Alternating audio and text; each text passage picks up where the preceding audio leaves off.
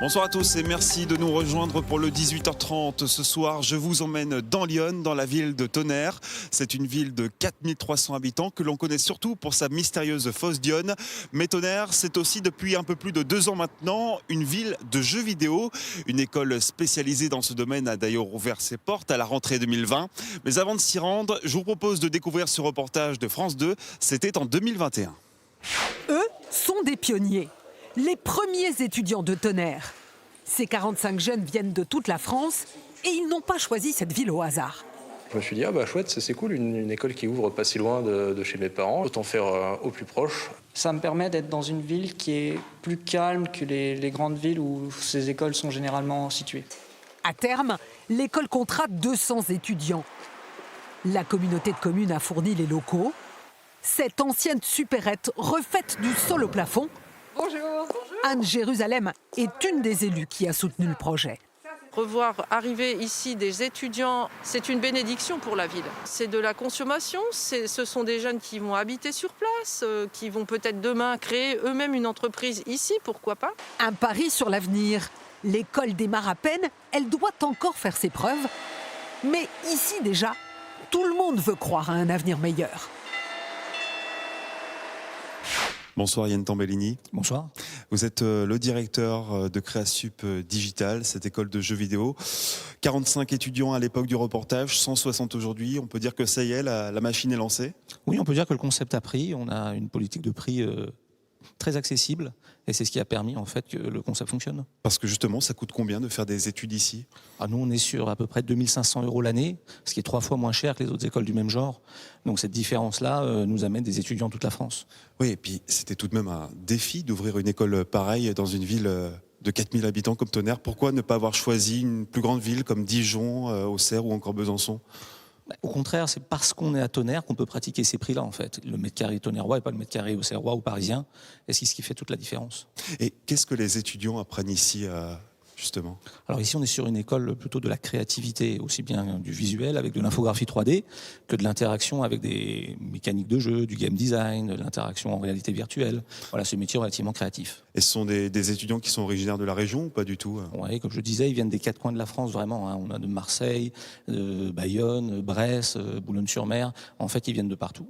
Et le ratio homme-femme, plus d'hommes que de femmes? On est sur un ratio relativement classique dans ces métiers, c'est à peu près 20% de jeunes femmes pour 80% de jeunes hommes. Alors merci beaucoup Yann Tambellini, on vous retrouvera à la fin de cette émission, mais en attendant, on va justement aller rencontrer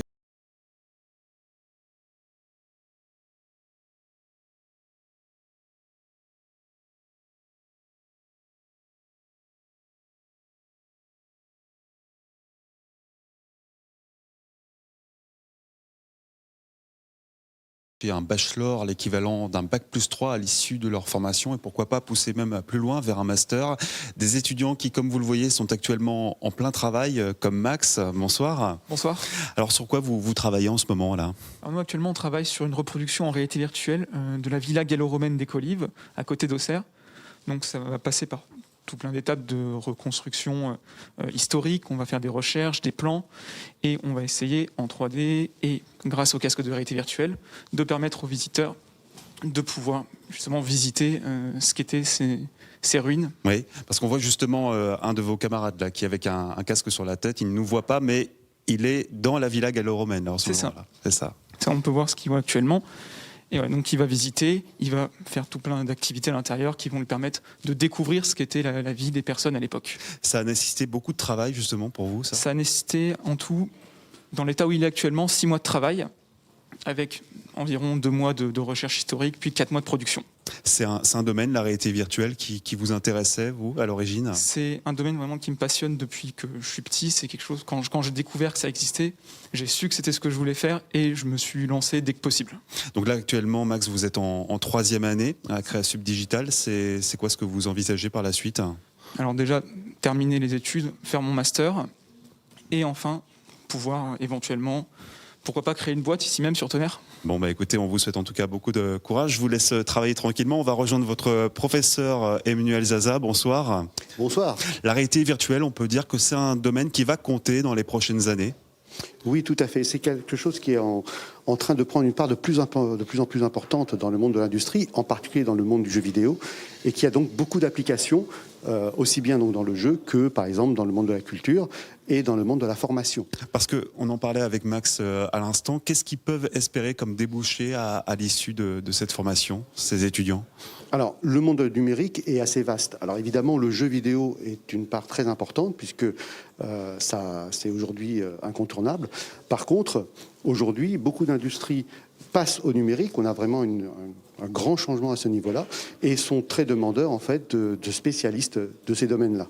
Donc, en particulier, la réalité virtuelle aujourd'hui est utilisée énormément dans tout ce qui est formation et transmission en fait du savoir-faire. Et puis on l'a vu dans votre formation, il y a toujours beaucoup d'hommes, mais il y a aussi des femmes, on l'a dit, elles sont à peu près une trentaine, comme Théa, bonsoir. Bonsoir. Comment vous en êtes arrivé à postuler pour cette formation ? Alors, complètement par hasard. On m'a proposé un entretien, on l'a passé, c'était juste pour des informations et au final j'ai été acceptée. Le jeu vidéo, c'est un domaine qui se féminise, vous avez l'impression, ou ça stagne un peu ?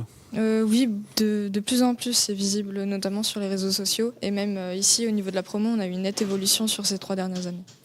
Et donc vous êtes aussi de la région, puisque vous êtes de chez U, pas très loin de Saint-Florentin, oui, dans l'Yonne. À une demi-heure d'ici. Vous envisagez de partir loin pour travailler ou bien de rester dans la région ? J'envisage le Canada. Le Canada ? Ouais.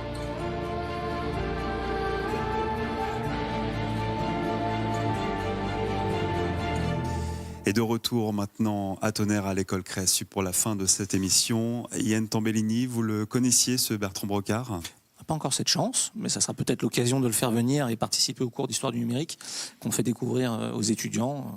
L'informatique et le jeu vidéo ont quelques décennies de passé très intéressantes. C'est peut-être l'occasion d'en faire profiter les étudiants.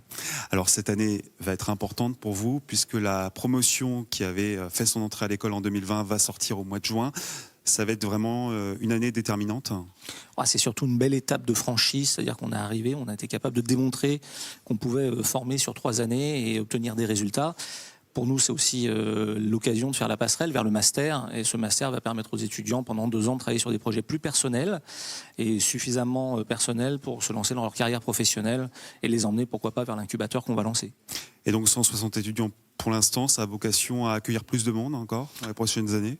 À terme, c'est 200 étudiants sur 5 ans, donc on est tout à fait dans le rythme normal des choses telles qu'elles doivent se passer. Eh bien, en tout cas, merci beaucoup Yann Tambellini de nous avoir reçus ici.